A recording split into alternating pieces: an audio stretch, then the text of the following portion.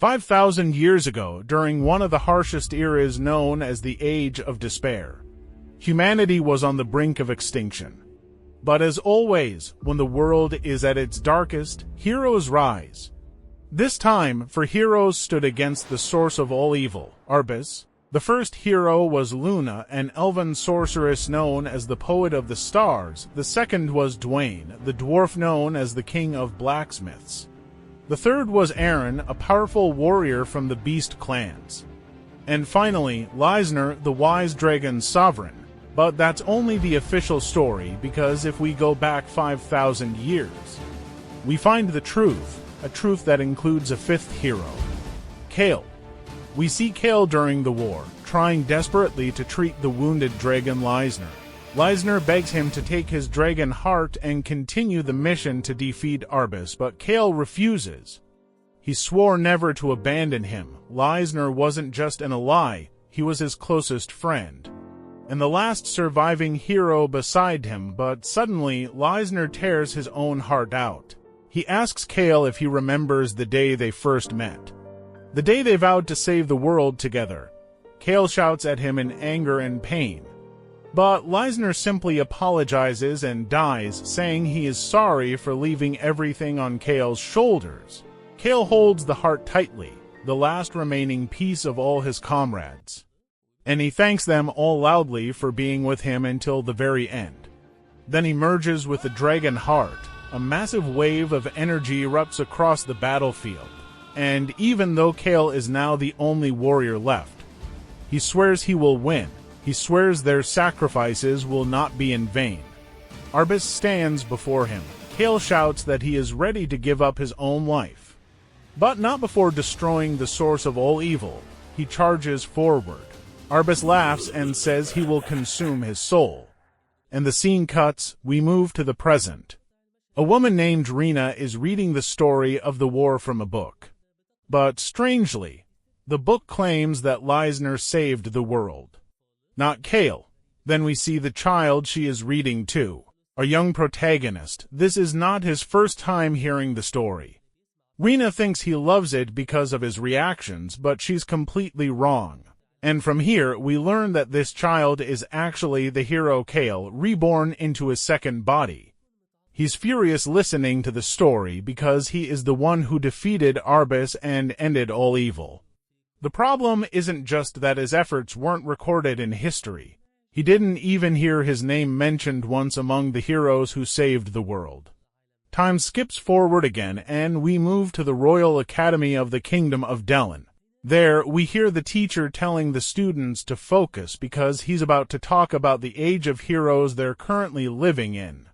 This age began 5,000 years ago, after the appearance of the four legendary heroes. Since then, their world has been changing rapidly, and the number of heroes has increased across the continent. For example, their Royal Academy, which used to be just a normal academy, is hosting entrance exams this year for the very first time. The teacher gets excited and tells them that he's sure they'll pass the tests, that their future will be amazing, and that they'll become unmatched heroes.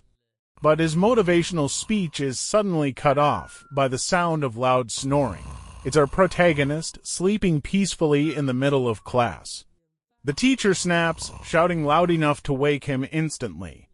And to embarrass him in front of everyone, he asks Kale, whose current name is Leo, age 15. What was the name of the ritual used long ago for anyone who wanted to become a hero? Leo replies calmly, there was no ritual. What mattered was accomplishing great feats and becoming famous. The teacher gets angry because that answer isn't what's written in the textbook. So he asks the other students. A smug, annoying student raises his hand. He explains that royal energy, the power that creates heroes, was very hard to acquire. And because of that, ancient people performed rituals called awakening rituals. One of the most famous rituals was the blood ritual used in ancient times. The teacher is thrilled with the perfect answer and praises him, saying, "Thank goodness I have one hard-working, intelligent student, unlike Leo, the failure." This student is Fan, known across the entire kingdom, not just the academy, as a genius. Leo ignores the teacher's nonsense and thinks to himself that those awakening rituals were pointless anyway. Rulers of the world back then would personally choose individuals whose strength suddenly increased, granting them their blessing. That blessing greatly boosted their power and filled them with royal energy, turning them into heroes. The book Leo tried reading several times in order to memorize the fake story about the death of Arbus is called The Hero's Record. Unfortunately, it doesn't mention Kale's name even once. Time passes again. All the students suddenly become excited and amazed because someone important has arrived at the academy. This important figure is Celia, from the famous Zerdinger family. The academy director uses the loudspeakers to announce that all students must gather in the conference hall because members of the Zerdinger family are visiting today. It's a rare opportunity that will not happen again. Fan notices that our protagonist stands up, so he tells Leo not to bother attending the meeting. He says Leo is too weak, and someone from the Zerdinger family would never pay attention to someone like him. But Fan is shocked when Leo replies that he's going home and won't attend anything at all. Fan gets even more irritated when Leo adds that he will become strong on his own. He doesn't need to chase powerful people to make himself look powerful. Fan snaps at him and says he will go to the meeting only to see Celia's power for himself because he plans to surpass her in strength one day. Leo ignores him and walks away to train alone, just like he does every day. He knows very well that he can become a hero and obtain royal energy simply by increasing his strength. Those awakening rituals are just an alternate path to becoming a hero. Leo thinks to himself that starting from zero again is frustrating, but the advantage is that his current body is far stronger than his previous one. His thoughts are suddenly cut off by the loud voice of an angry woman shouting at him, asking why he isn't focused. The one attacking him is his crazy mother, Rina, who yells that he must always stay focused while holding a weapon. Leo blocks her and tells her to calm down a little. But Rina fires back, saying he's being lazy and laziness will only ruin his chances in the awakening exams. Because this is his last day of training before the tests, she leaps at him again with full force. Leo steps back, sweating from exhaustion, and asks her if this is what motherly love is supposed to look like. She jumps at him again, shouting that he should come into her arms and tell her who upset him.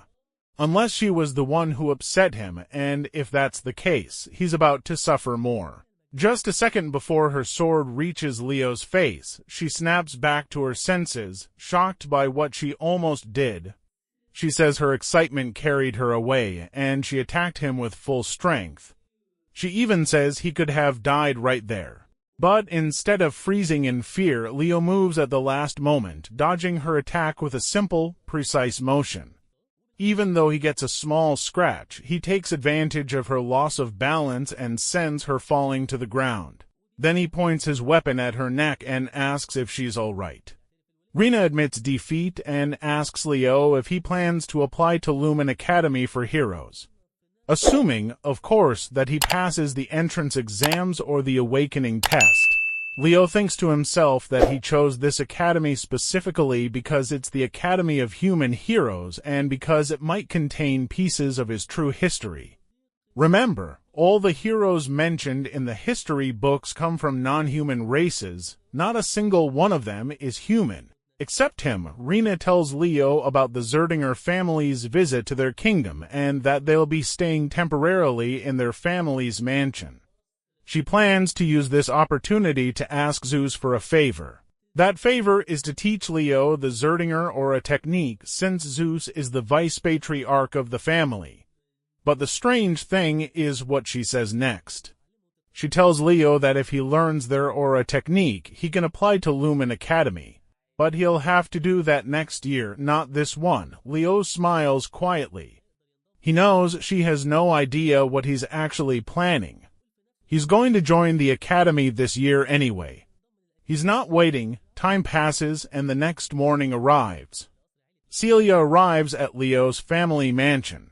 She looks confused about why her uncle Zeus insisted on staying in such a small house. She can't understand why powerful people like them would live in a place like this, especially considering she's the Sword Princess, someone unmatched across the world. Zeus calls out to Celia and asks her if she wants to meet Leo, since he was the only student who didn't attend their meeting at the academy. Celia answers coldly that she's not interested in meeting someone like him. After all, he probably can't even use aura yet. They both enter the mansion, where Leo's family greets them with the best hospitality. For the first time, we see Leo's father, Dad, who is the patriarch of the Blah family. Zeus introduces Celia to Dad, whose rank is Marquis, and Celia presents herself respectfully, just like a knight. When Rina sees Celia, she freezes for a moment. Celia's appearance is familiar: black hair, red eyes. These are the trademark features of the Zerdinger clan. Zeus interrupts her thoughts and explains why they're staying in this mansion. He tells her that Rina is actually Celia's aunt. Zeus then sits down with Rina and asks her if she really thinks it was appropriate for Leo to walk away without greeting them at the academy. Rina laughs and says that this is just how Leo is. He spends all his time training. Zeus asks Rina if she truly believes her son is qualified to carry the Zerdinger clan's flame. Rina answers confidently, saying she has been testing him almost daily and that his progress has exceeded all her expectations. Zeus becomes serious. He tells her that the clan's flame is extremely important to him, and he will never teach the Zerdinger or a technique to anyone without testing their strength personally. Time passes again. Leo is training like usual. But suddenly, the bracelet he carries begins glowing. He stops all his training and says that he has finally completed strengthening his body exactly the way he wanted. He explains that until now, he intentionally avoided learning aura techniques. Once he learns aura, his body will instantly try to grow stronger to match the new power.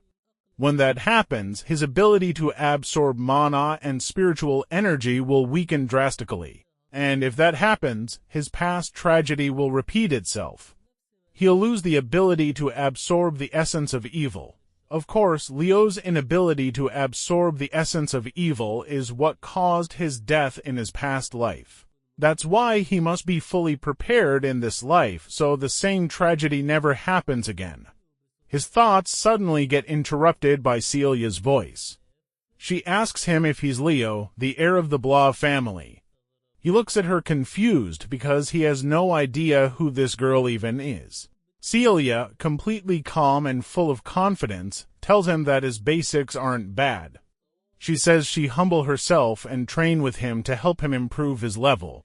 Leo asks her who she even is because none of this makes sense to him. Celia proudly introduces herself and says they call her the Sword Princess. Leo stands up and tells her thanks for wanting to teach him, but unfortunately, he could never learn from someone weaker than him. Celia gets furious and asks if he seriously believes he's stronger than her with his current level. Leo tells her that's not what he meant.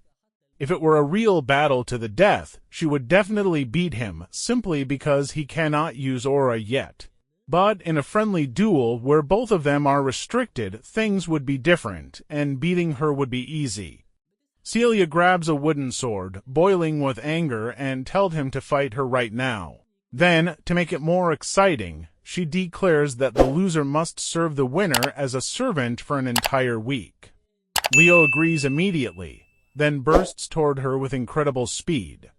Their swords clash after Celia blocks his attack. Celia thinks to herself that he's faster than she expected, fast enough to surprise her.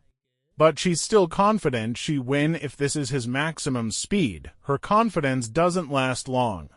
Leo's second strike hits her with far more weight and force than the first one.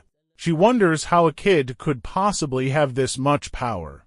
He pushes her back easily during the clash, and Celia realizes she needs to create distance quickly. But Leo refuses to give her the chance. He rushes her again with an even faster attack. Celia panics and resorts to cheating. She activates her aura shield because she can't block the attack any other way. Her shield stops Leo's strike. Leo gets annoyed and asks her how she could do that when they agreed the duel would be without aura. Celia gets flustered and says her reaction was automatic. Leo shocks her when he tells her to use whatever she wants because he's going to win anyway. Then he removes his bracelet, and it turns out the bracelet is extremely heavy. Leo had been using it during training to increase his strength as fast as possible. After removing the weights, his speed and power multiply instantly. The moment his weapon touches Celia's aura shield, it shatters completely. Celia loses consciousness from the shock, the pain, and everything that happened in that exact moment. After the duel ends and Leo walks out of the training room, Rina sees him and calls out to him, asking him to introduce himself properly to their guests.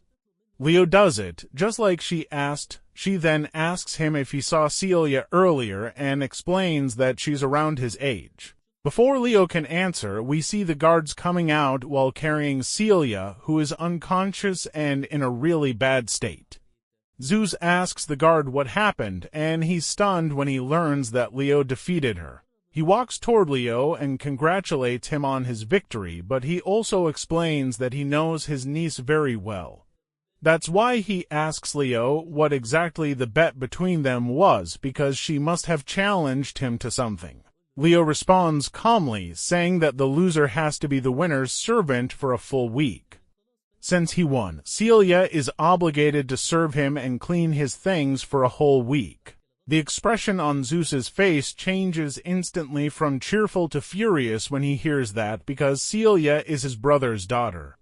He tells Leo that keeping promises is important, but he will never allow Celia to work for him like an actual servant. Zeus is shocked again when Leo instantly refuses everything he said. Leo explains that the agreement was between him and Celia, and she must honor it for the sake of the Zerdinger family's reputation. Zeus offers to teach Leo the Zerdinger or a technique if he lets Celia go, but Leo tells him that if he's using the training of such an important technique as a bargaining chip over something so ridiculous, then that means the technique isn't valuable. So Leo would rather not learn it. Zeus gets angry and asks if Leo seriously intends to make the direct heir of the clan work as his servant, and on top of that claims that the Zerdinger or a technique is useless. Leo replies that everything Zeus said is true. Zeus asks if he's trying to insult the Zerdinger family. Leo clarifies that it's not like that. If Zeus had offered to teach him the technique as a gift for winning against Celia, he would have been overjoyed. But using it as a negotiation tool makes it worthless. Leo continues, saying that Zeus probably thinks Celia only lost because she underestimated him. What Zeus doesn't know is that Celia even used her aura during the duel, and Leo still won in the end. Zeus smiles at our hero's response, thinking to himself that this kid is truly exceptional. He then calls the guards and tells them that as soon as Celia wakes up, they should send her straight to the maid quarters. After that, he turns to Leo and tells him there's no need for formality anymore, and that Leo can call him Uncle Zeus from now on. After Leo leaves, Zeus speaks to Rina and asks if she still wants him to teach Leo one of the Zerdinger aura techniques. He tells her he already agreed, and not only that, he won't teach Leo any ordinary technique. The one he chose for him is the unmatched Phoenix technique. After some time passes, we see Celia enter Leo's room wearing a maid outfit, clearly annoyed, telling him she served him for the entire week. Leo tells her the maid outfit looks good on her and actually suits her better than the knight uniform. Then he quotes a strange line of poetry about her beauty, explaining that he stole it from an old friend. What he doesn't tell her is that this friend was actually the dwarf Duine from his past memories. We learn through these memories that Lesnir was actually a woman, not a man, meaning she was the queen of dragons, not their king. As for Duine, he was a complete pervert and constantly got beaten up by women because of his shameless comments. Celia notices a book in Leo's hand and asks what it is. He tells her it's a useless book that doesn't really matter, but his mother used to read it to him a lot when he was young. When he tells her that the book is called The Beginning of the Great Hero, she remembers her childhood because she loved that story when she was little. This book, in reality, is a massive collection with hundreds of volumes. And when Celia notices how many volumes of the series Leo owns, she tells him she knows many people who enjoy the series, but no one loves it as much as he does. What she can't understand is why he collects more books about Keel specifically compared to the other heroes. Leo answers in a sad voice, saying that there are many achievements in history with no credit given to the person who actually did them. He's certain those achievements belong to Keel, but none of them were written under his name. Celia tells him that Keel was a fraud and that people say he stole some of the other heroes' achievements in the historical records just so he could convince everyone that he was a great hero too, even though he was a scammer. Leo changes the subject because it upsets him to hear the people he saved calling him a fraud. He tells Celia he's going to train, but he'll eat breakfast first. Celia says she prepare breakfast, but she wants him to allow her to train with him afterward. Inside her mind, she plans to copy all his training methods. Surprisingly, Leo agrees to take her with him right away, but he warns her about how tough his training really is. After a short while, it becomes clear he wasn't exaggerating because we see Celia on her knees, exhausted. Leo tells her that all her movements are draining a huge amount of her energy, which is why she gets tired so quickly. He continues explaining several flaws in her sword style, telling her that she needs intense training because she's weak. Even though he means she's weak compared to the heroes from his original era, his words annoy her deeply, but Leo doesn't care at all. He looks at her and says that modern training methods designed for lazy people are the reason she reaches her limit so fast. His comment and the way he mocks her push Celia to charge at him again. But the result is exactly the same. Leo sends her flying backward like she's a toy. Celia asks why she can't beat him, and he tells her he has a solution, but it's a bit rough. He hands her the weighted bracelet, and the moment she holds it, her hands drop straight to the ground. Celia can't even lift it because of how incredibly heavy it is. She tries to complain, but Leo's mischievous smile appears, and he tells her she'll be wearing the bracelet starting tomorrow during all their training sessions. She actually starts doing that the next day. But during their training, we see Uncle Zeus arriving, calling out to Leo. Leo walks over to him, and Zeus tells him he has an incredible surprise. He explains that he managed to convince the clan patriarch to allow Leo to learn the Phoenix technique. Leo immediately recognizes the technique and is shocked because it's only taught to the geniuses of the Zerdinger clan. Celia jumps in and tells Zeus that her father, the patriarch, will never agree to this. But Zeus responds by saying he already knows that. And that's exactly why he has one condition for Leo. That condition is that Leo must enter the awakening tests and join Lumen Academy. And honestly, guys, things are about to get way more intense from this point on. So if you're enjoying the story so far, make sure to smash that like button, drop a comment, and subscribe to the channel so you don't miss anything. Once this episode hits 500 likes, I'll drop part 2 immediately. Trust me, you don't want to miss what's coming next.